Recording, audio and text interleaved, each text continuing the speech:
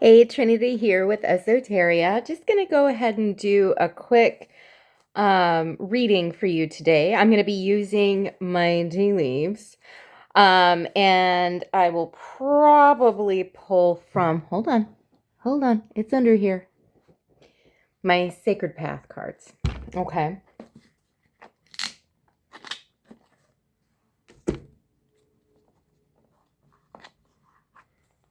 There we go. Now I got those out, and I'm actually being told that those are first. All right. Let me go ahead and Mother, Father, God, I ask that all beings of love, truth, and light come through on this reading to give us a clear, positive reading of everything that we absolutely need to know, devoid of any nefarious entities or distractions.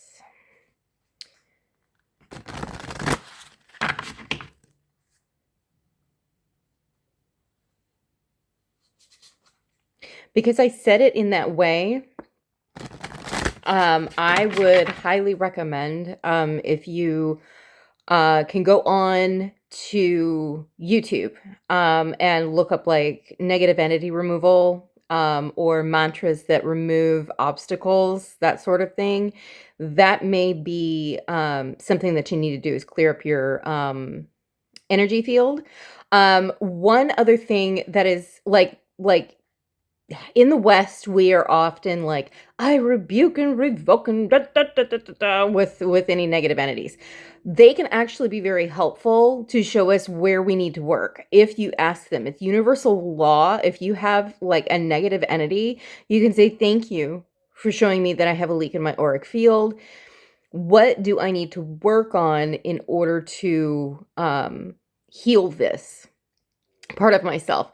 And that they will let you know, and then they don't have anything else to feed on from there. So you can actually pretty peacefully remove them without, rebuking them and then not healing yourself, because it's not good enough to get rid of the attachment. You always have to heal what they attached to in the first place. We always forget that here.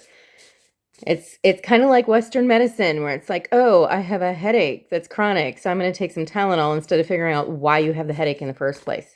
All right. We have prayer, inner peace. That's number 1, pipe. Okay. So you are being called right now to really get into the stillness. You might do some meditation that's very silent. No music, no distractions, no anything. So like after this reading, you might want to sit for 5 minutes in quiet. Hi, Astro. Hi. Hi. Come here. Hi. You might want to sit in quiet, not let your cats distract you. And like I said before, anytime Astro shows up in a reading, that means that healing is needing to happen, and it will. But just take 5 minutes and sit in quiet calm. And maybe if you're feeling some kind of way, ask your body, why am I feeling this way? What do I need to work on? What are you trying to redirect me to? I actually just did that this morning, and it felt really, really good. Number 2.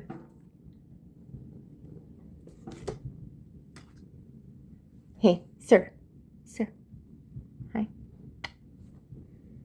Great smoking mirror. Oh, yes. Oh, the baby. All right. So reflections, number 40. You're going to be, if you do this and take this guidance, you're going to be shown what needs to be healed. You're just so curious today. You're just so curious today. And a pain in my side, quite frankly. Yeah. Always. All right. And then finally we have North Shield. Hi, Lovey. Hi, Lovey. Just stay here. Number 11, North Shield. And that is wisdom and gratitude. So, any insight that you get, make sure that you're saying thank you for it. Because that is the best way to continue receiving blessings and guidance from our higher power. The thing that I will say is that if you have not done this in a while, you might do a gratitude list. I actually got the call a couple of days ago to do an actual like ritualistic ceremony in gratitude, just for gratitude, not asking for anything, not complaining about anything, just to sit down and really, with intention, focus on all of the things that I had to be grateful for, and then give an offering up, so that, I could just express that gratitude. And I tell you what, it felt really, really good. It felt really good to just say thank you to my higher power for everything that I've gotten. You are such a baby. You might be having a baby soon. If so, congratulations. You might be getting a cat soon. If so, you are now owned. Congratulations. Hi. Oh, you got your claw stuck. There we go. Okay. Now we're going to get the tea leaves. I wasn't sure why I was being called to do the tea leaves. I'm being told that there are going to be a couple of various different piles out of these, and this deck is like 250 cards. So,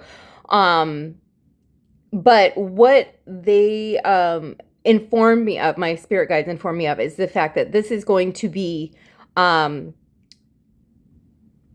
things to look out for this week. Whether they're good or bad, I don't know. We'll find out if they're like distractions or triggers that are upcoming that they're giving you kind of a heads up about. Okay. You one card from here, please. What can we look up forward to with this next week? There's one.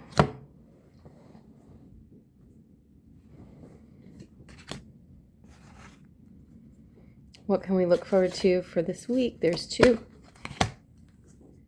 Sir. I know you are just so needy and lovey this week.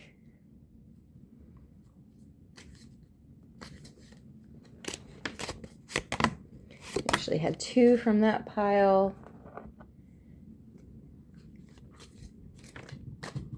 And one from this. Okay.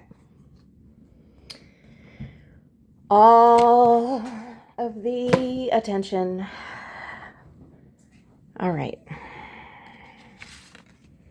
And yeah.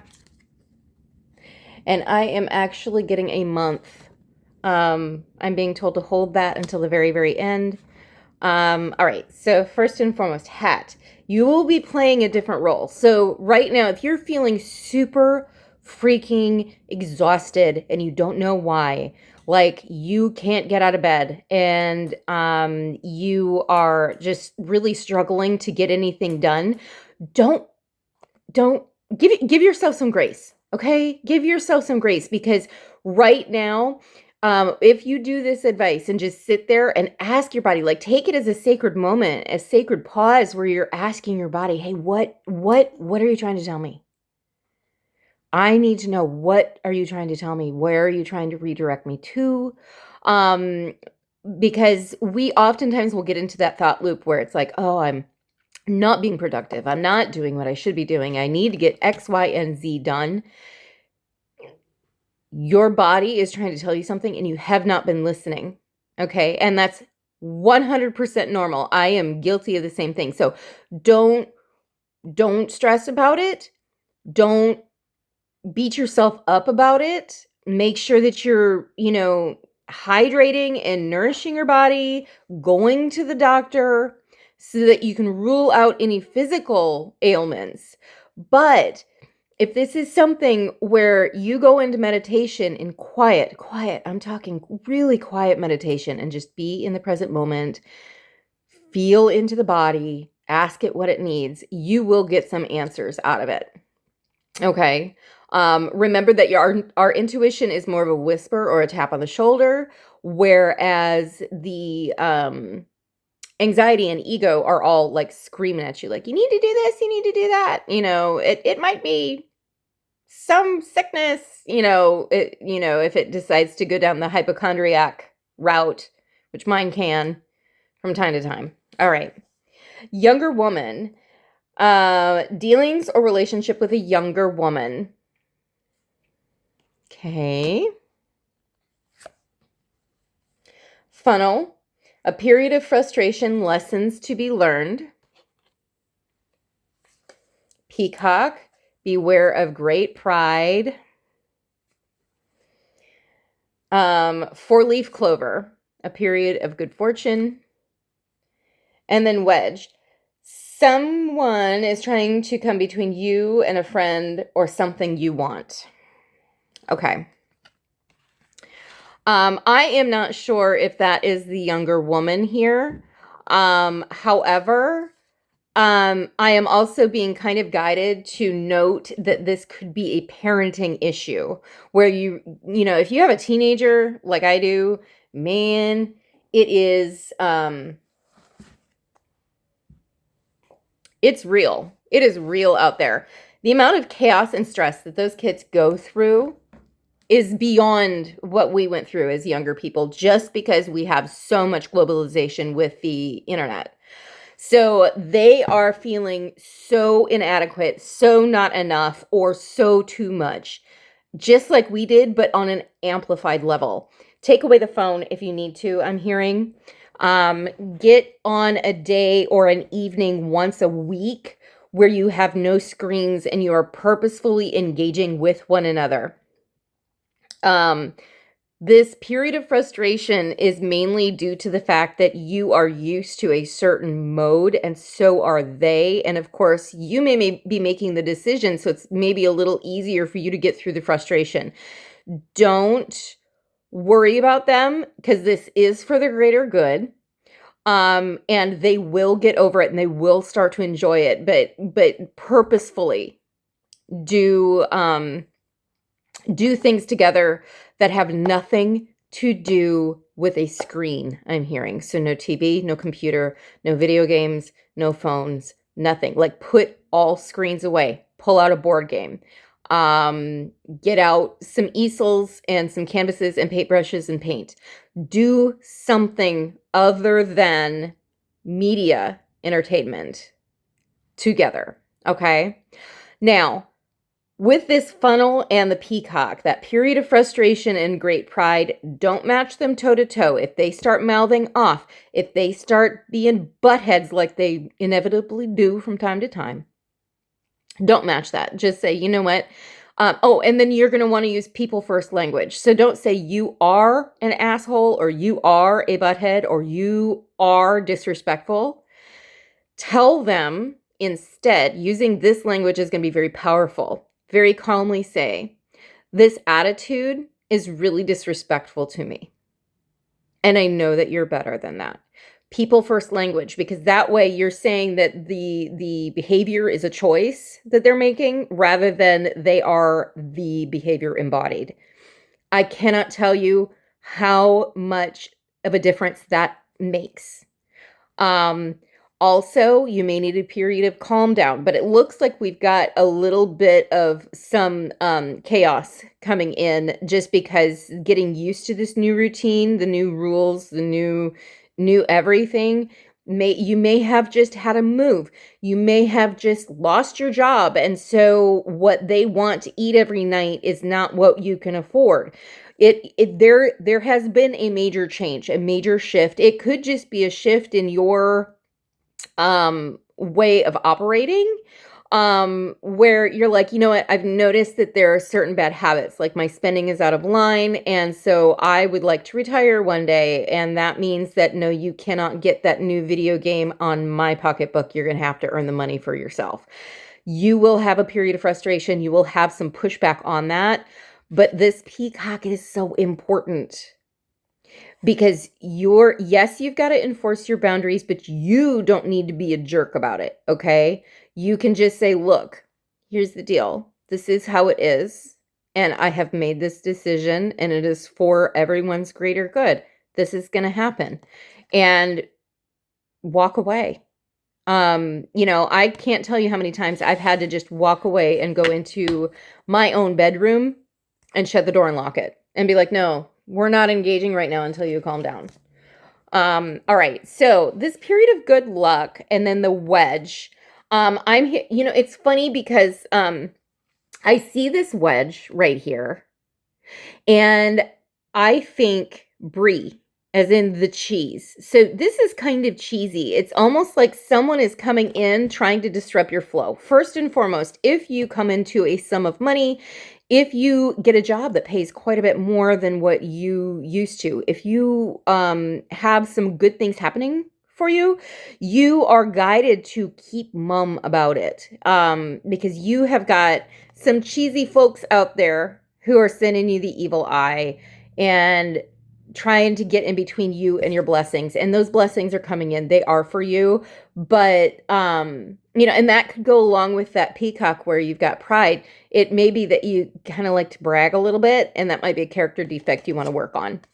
But this wedge is really not anything to worry about. Your higher power is going to expose who this is and what to do about it, should you have faith in that. Okay, you're going to be protected. Your blessings are yours. I'm going to pull this month of the year. When are these blessings going to be coming in? December. Okay. So between now and December, your goal is to cultivate a better relationship with your children if you have them.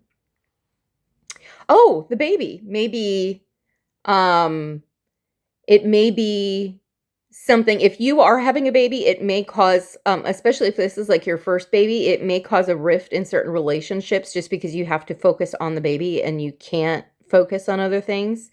Don't worry about that. Your baby's more important. And anybody who does not understand that and doesn't respect that really doesn't need to be in your life in the first place. I don't care who they are. I don't care who they are.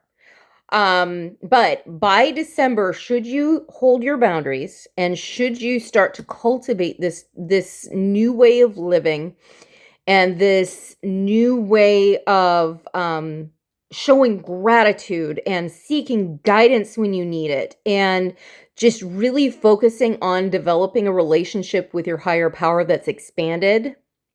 Some people are at the bottom where they're like, I don't even know if there's anything out there. And then there are other people who are like, yes, absolutely, God's my number one.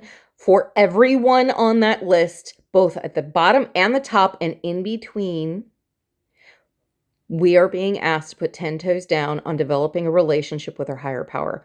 We are being asked to come into further union with the divine.